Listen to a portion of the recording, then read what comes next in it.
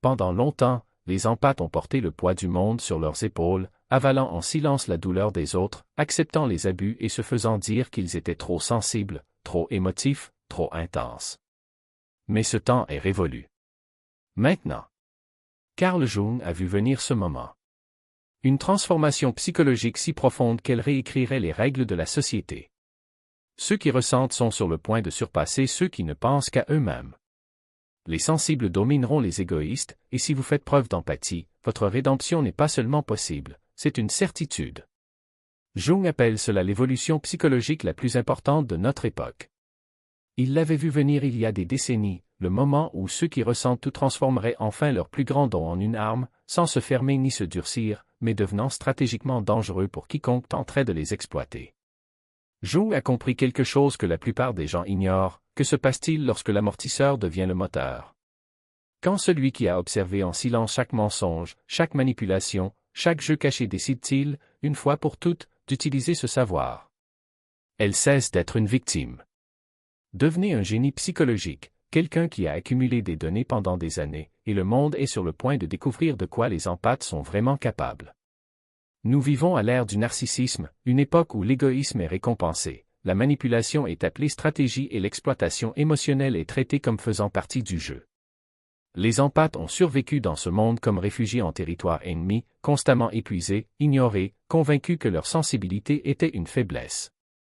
Mais personne n'avait prédit ce qui allait arriver, les empathes ne souffraient pas seulement à cette époque. Ils l'ont étudié. Chaque mensonge qu'ils entendaient, ils en cataloguaient le modèle. À chaque manipulation, ils mémorisaient la technique. Chaque fois qu'ils étaient utilisés, ils apprenaient exactement comment se comportaient les prédateurs. Tandis que les narcissiques célébraient leur victoire momentanée, les empathes construisaient une base de données complète sur la psychologie de la manipulation. Ils ont passé des années dans l'école la plus cruelle du monde et sont maintenant sur le point d'obtenir leur diplôme avec mention. Jung avait une profonde compréhension du développement humain. Il appelle cela la loi des contraires. Quand quelque chose atteint son extrême, cela devient son contraire. Les ténèbres deviennent lumière, la faiblesse devient force, le silence devient pouvoir. Il a vu ce modèle dans l'histoire, chez les individus et dans des cultures entières. L'ère du narcissisme a atteint son apogée, il s'autodétruit et la société s'effondre sous le poids de sa propre cupidité. Les mêmes qualités que les narcissiques exploitaient chez les empathes sont sur le point de devenir les compétences les plus précieuses de l'humanité. Pensez à ce qu'est réellement un empathe, quelqu'un qui lit une pièce d'un seul coup d'œil, qui détecte un mensonge avant même que la phrase ne soit terminée, qui remarque des changements émotionnels que les autres ne remarquent même pas, qui comprend les motivations humaines à des niveaux que la plupart n'atteignent jamais. Quelqu'un qui ressent la tension inexprimée, qui capte les micro-expressions révélatrices d'intentions cachées. Ce n'est pas une faiblesse. C'est une intelligence psychologique avancée. Le problème est que, jusqu'à présent, les empathes ont utilisé ce pouvoir pour se défendre, maintenir la paix, absorber la douleur des autres. Ils ont transformé leur superpuissance en service. Ils sont devenus des nettoyeurs émotionnels, nettoyant les dégâts psychologiques des autres.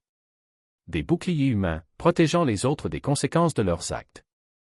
Des traducteurs, expliquant les personnes toxiques à ceux qui souffrent et ceux qui souffrent aux personnes toxiques.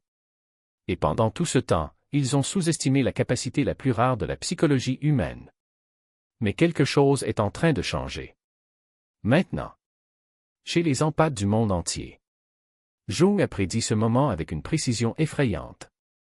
Il a étudié ce qui se passe lorsqu'une personne est poussée au-delà de sa limite, non pas la limite qu'elle dépasse, mais la limite qu'elle transforme.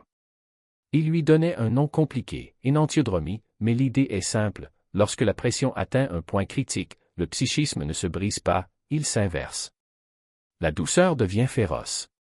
Le généreux devient sélectif. L'ouverture construit des frontières. L'empathe qui a passé des années à jouer les gentils est sur le point de montrer ses vraies couleurs. Ceux qui ont absorbé les émotions des autres érigeront des barrières d'acier. Ceux qui gardent le silence pour maintenir la paix diront des vérités qui brisent les illusions.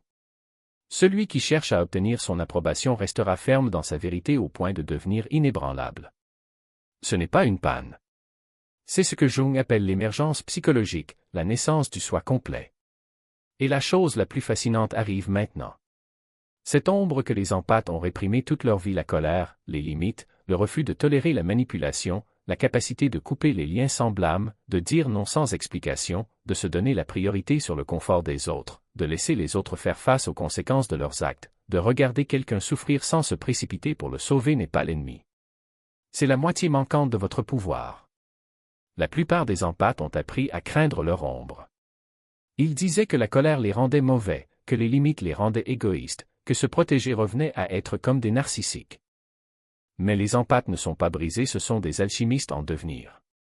Alchemy of a Mind propose des exercices pratiques, des limites basées sur Jung et 3 vidéos exclusives pour transformer la douleur en clarté.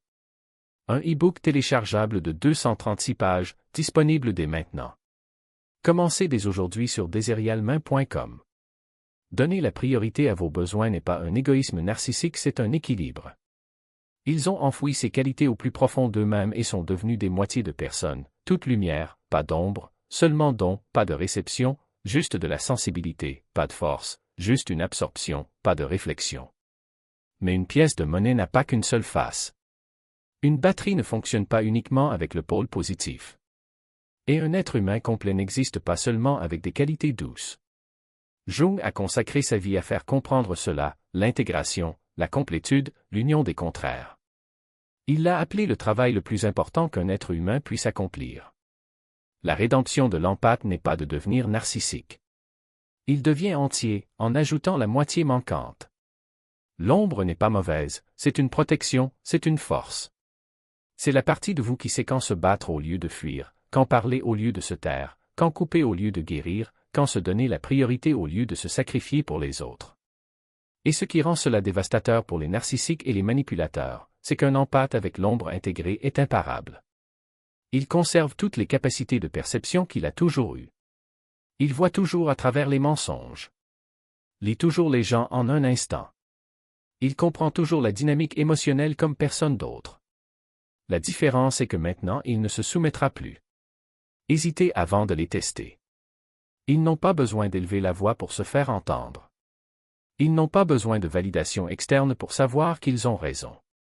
Votre confiance n'est pas performative, c'est une certitude tranquille, construite sur des années d'observation, de douleur et, finalement, de sagesse. Et c'est précisément ce calme qui désarme.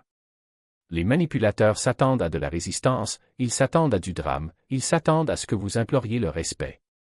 Mais lorsqu'ils rencontrent quelqu'un qui sait simplement ce qu'il vaut et agit en conséquence, sans justification, sans négociation, sans marge de négociation, ils ne savent pas quoi faire. Parce que pour la première fois, ils n'ont pas affaire à une victime. Ils ont affaire à un miroir. Et ce miroir ne reflète pas ce qu'ils veulent voir. Il reflète la dure vérité, ses tactiques sont prévisibles, ses masques sont fragiles, ses manipulations sont transparentes. Le retour de l'empathie n'a besoin d'exposer personne. Il existe simplement d'une manière qui expose tout ce qui l'entoure. Leur simple présence oblige les gens à se confronter à leurs propres ombres. Certains se détournent, gênés. D'autres tentent d'attaquer, comme ils l'ont toujours fait, mais constatent que leurs armes ne fonctionnent plus. Parce que l'empathe du retour ne joue plus le même jeu. Il a réécrit les règles. Et les nouvelles règles sont simples, l'énergie correspond à l'énergie. Le respect est réciproque. La fidélité est testée, pas supposée. Et si vous ne parvenez pas à suivre le rythme, vous êtes laissé pour compte, non pas par cruauté, mais par clarté. Parce que le monde est plein de gens qui disent sans soucier, mais rares sont ceux qui agissent comme s'ils s'en souciaient. Et l'empathe du retour n'a plus la patience des performances. Il veut de l'authenticité. Il exige de la cohérence. Et si vous ne pouvez pas proposer cela, il ne perdra pas son temps à essayer de vous soigner. Il avancera parce qu'il comprend une vérité fondamentale, son énergie est une ressource limitée, et chaque seconde passée avec ceux qui ne la méritent pas est une seconde volée à ceux qui l'apprécient vraiment. Ce n'est pas de l'égoïsme. C'est la survie. C'est l'évolution. C'est la reconnaissance que vous ne pouvez pas être une source de lumière pour les autres si vous vous éteignez constamment pour alimenter vos flammes. Et le plus ironique? Plus l'empathe de retour se protège, plus il devient magnétique. Parce que les gens le ressentent, cette intégrité tranquille, ce refus de se diminuer, cette capacité d'aimer profondément sans se perdre. Ils veulent être avec quelqu'un qui n'a pas besoin de validation, car ils savent que cette personne n'exigera pas qu'ils fassent leurs preuves. Ils veulent être avec quelqu'un qui s'est choisi, parce qu'ils savent que cette personne les choisira aussi non pas par nécessité, mais par désir sincère. Et c'est là que le jeu change vraiment. Parce que les manipulateurs n'y sont pas préparés. Ils sont habitués à contrôler, séduire, extraire. Mais le retour de l'empathe n'est pas disponible pour l'extraction. Il est disponible pour une connexion qui ne se produit que lorsque les deux parties arrivent entières, sans masque, sans intention cachée. Et lorsqu'ils trouvent quelqu'un qui opère au même niveau, quelque chose d'extraordinaire se produit, ils créent quelque chose que les narcissiques ne comprendront jamais. Quelque chose que les manipulateurs ne pourront jamais reproduire. Quelque chose que les vampires émotionnels ne pourront jamais drainer. Ils créent la sécurité. Non pas la sécurité fragile des promesses creuses, mais la sécurité profonde de savoir que quoi qu'il arrive, vous ne serez pas trahi. Il ne sera pas utilisé. Il ne sera pas abandonné lorsqu'il ne convient pas. Et cette sécurité est ce qui permet aux gens de baisser leurs défenses, de montrer leur vulnérabilité et, finalement, de grandir. Parce que l'empathe du retour n'est pas intéressé à garder quelqu'un petit. Il souhaite s'élever, lui-même et les autres. Mais seulement ceux qui sont prêts à faire de même. Le monde est rempli de personnes brisées qui tentent de réparer d'autres personnes brisées. Le retour de l'empathie s'est brisé, saigné, reconstruit et ne concerne désormais que ceux qui ont déjà fait de même. Ou celui qui veut commencer. Parce qu'il sait qu'il n'y a pas de raccourci vers l'intégrité. Rien ne remplace le travail intérieur. Et il ne portera plus le poids de ceux qui refusent de porter le leur. C'est la révolution silencieuse. Ce n'est pas bruyant.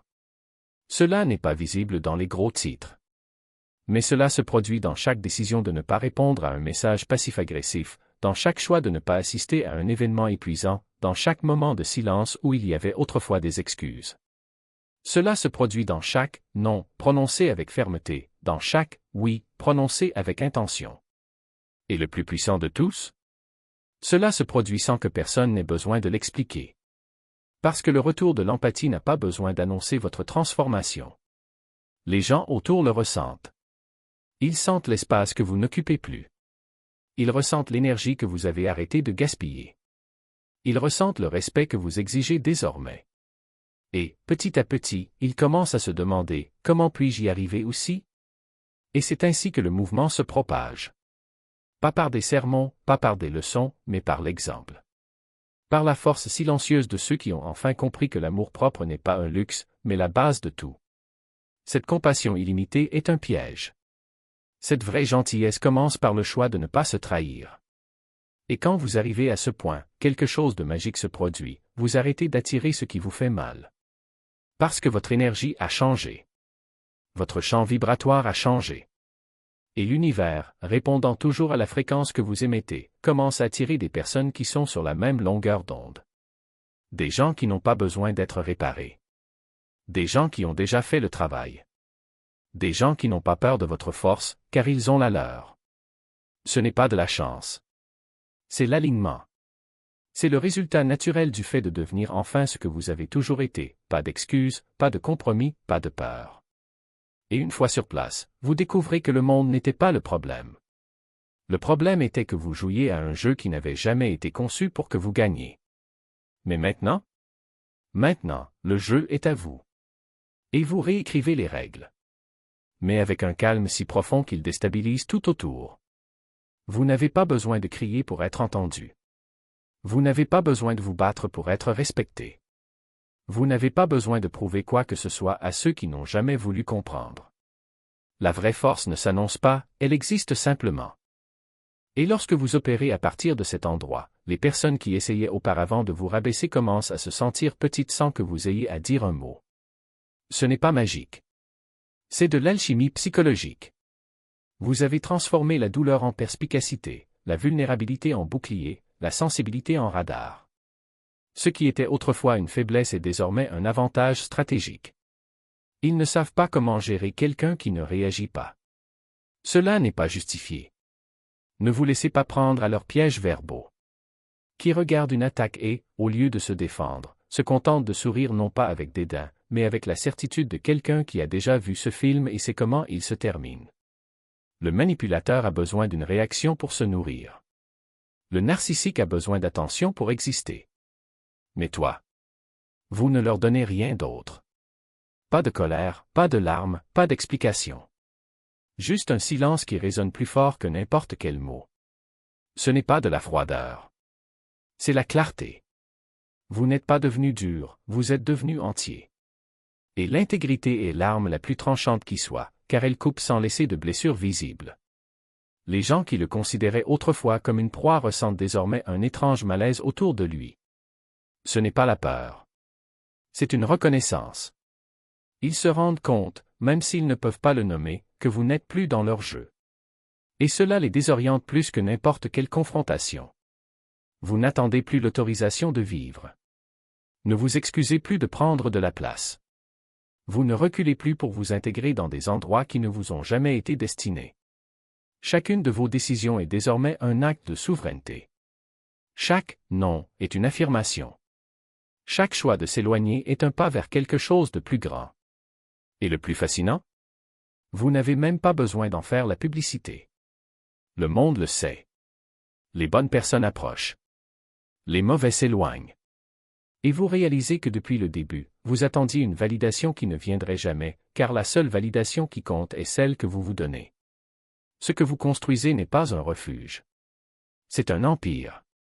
Un empire d'un seul habitant, où les règles sont écrites par vous, les limites ne sont pas négociables et la paix n'est pas un luxe, mais une condition fondamentale d'existence. Vous ne fuyez pas les ténèbres, vous éclairez le chemin que les autres peuvent suivre. Il ne se cache pas, il devient visible uniquement pour ceux qui méritent de le voir. Et quand il regarde en arrière, il ne voit aucun regret. Voir l'épreuve. Chaque larme était une carte. Chaque trahison était une leçon. Chaque moment de faiblesse était un entraînement pour la force que vous possédez actuellement. Vous n'avez pas surmonté la douleur, vous l'avez utilisée. Et c'est ce que les prédateurs ne comprendront jamais, que leurs victimes ne sont pas fragiles. Ce sont des graines. Et ce qu'ils ont arrosé de poison, tu l'as transformé en forêt. Désormais, le jeu n'est plus une question de survie. Il s'agit d'expansion. À propos de vivre d'une manière qui fait pleurer de fierté l'ancienne version de vous. Il s'agit de construire quelque chose de si solide que même le chaos du monde extérieur ne peut l'ébranler. Vous ne réagissez plus à la vie. Vous créez le vôtre. Et le meilleur? Vous n'avez même pas besoin de l'expliquer à qui que ce soit. Parce que ceux qui comptent vraiment comprennent déjà. Et qui n'a pas compris? Bien. Ils n'ont jamais fait partie de l'histoire. Pas avec le chaos, mais avec l'alchimie. Les empathes ne sont pas là pour se venger. Ils sont là pour réécrire les règles et c'est infiniment plus dangereux pour les systèmes fondés sur l'exploitation. Votre retour n'est pas quelque chose que vous devez forcer. Cela se produit déjà. Dans chaque limite que vous dessinez. En chaque personne toxique que vous retirez de votre chemin. À chaque fois, vous choisissez vous-même plutôt que le confort des autres. À chaque instant, vous dites la vérité au lieu de l'avaler en silence. À chaque instant, vous faites confiance à votre perception au lieu d'en douter. Dans chaque décision, vous devez vous éloigner au lieu de réparer ce qui ne vous appartient pas. Vous êtes déjà en train de vous transformer. La seule question est de savoir si vous le ferez les yeux ouverts ou aveuglément, si vous accepterez le processus ou si vous lutterez contre lui, si vous intégrerez votre ombre ou si vous continuerez à l'étouffer. Si vous êtes prêt pour ce changement, vous le savez déjà. Ressentez dans le corps. La fatigue d'être gentil avec ceux qui ne le méritent pas, colère face à des années de dévaluation. Clarté sur qui doit quitter votre vie. La certitude de ce que vous acceptez et de ce que vous n'acceptez plus. La volonté de vous donner la priorité. Le courage d'être incompris. Ce n'est pas de l'amertume. Ce n'est pas de la froideur. C'est l'intégration. C'est l'exhaustivité. C'est la moitié perdue de votre pouvoir qui émerge enfin. La plus grande récompense pour un empathe est de ne pas battre les narcissiques à leur jeu. C'est abandonner complètement le jeu et construire quelque chose de mieux. Créer des espaces où la manipulation n'a pas sa place. Développer des relations basées sur une véritable connexion. Construisez une vie où votre sensibilité fait force, vos limites sont incassables, où vous utilisez vos dons consciemment et protégez votre énergie avec férocité. Où tu es entier. Si vous êtes prêt pour ce changement, sachez que ce n'est pas seulement le vôtre. Chaque empathe qui termine ce voyage rend le chemin plus facile pour le suivant. Chaque personne qui intègre votre ombre élève la conscience collective. Chaque individu qui devient psychologiquement entier contribue à l'évolution de l'humanité. Dans The Alchemist's Way, une formation perspicace pour les empathes, vous transformerez la douleur en sagesse avec des exercices pratiques, des limites inspirées et un guide étape par étape pour affiner votre vision. Le guide comprend 3 vidéos exclusives pour approfondir chaque leçon. Écrit par Serial Mind, 236 pages, un e-book magnifiquement conçu au format 8,5x11, disponible en téléchargement immédiat. En stock maintenant. Commencez votre formation aujourd'hui. Ressentez profondément. Pensez clairement. Achetez The Alchemist's Way sur deserialmain.com. Merci d'être ici. Rendez-vous dans la prochaine dimension.